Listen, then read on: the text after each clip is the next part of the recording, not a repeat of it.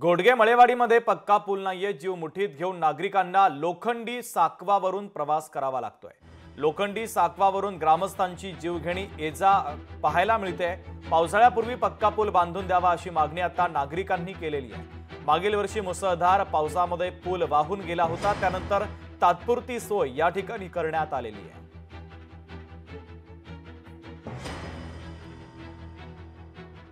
त्याचपुरतं आम्हाला जायपुरतं ब्रिज करून दिलेलं आहे, कारण एवढी मोठी निधी ग्रामपंचायतीने मिळत नाही, आम्हाला ती कल्पना आहे। पण शासनाने ही निधी काही करून ह्या मळेवाडीचा ब्रिज म्हणजे मुलांची शाळेत जाण्याची सगळी गैरसोय झालेली आहे। आमची म्हातारी शेजारी जी माणसं आहेत, सिलेंडर जरी हाडायचा म्हटला तरी 100 रुपये रिक्षा द्यावा लागतं, एवढी आमच्या इकडे गैरसोय झालेली आहे। तर नम्र विनंती आहे की आमची पालकमंत्र्यांना या म्हणजे कुडाळ भागातल्या साहेबांना सर्वांना नम्र विनंती आहे की मळेवाडीचा ब्रिज झालंच पाहिजे। ग्रामपंचायतीने तात्काळ अशी मदत करून आम्हाला साधा ब्रिज आपला लोखंडीकर बनवून दिला, परंतु त्याचा आता काही उपयोग होण्याचा दिसत नाही, कारण आता वर्ष पूर्ण होत आले आहे।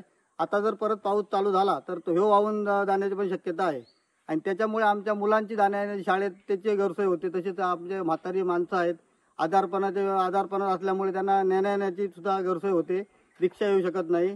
त्याच्यामुळे लवकरात लवकर शासनाने त्याच्यावर पर्याय काढून आम्हालाही पूल मंजूर करून द्यावा। अचानक पाऊस आल्यामुळे अतिवृष्टी असल्यामुळे हे पूल रात्र बरोबर 4 वाजता वाहून गेला।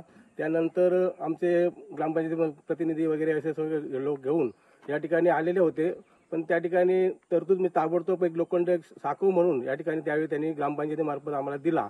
परंतु आता अशी अवस्था आहे की आता परत पावसाळा यायला झाला, पण आता तो साकव पण जाण्याचा आम्हाला धोका निर्माण झाला आहे।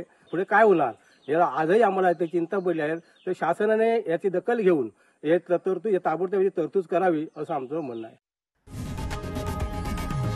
लोकशाही मराठी ऐका, पहा, जागरूक रहा।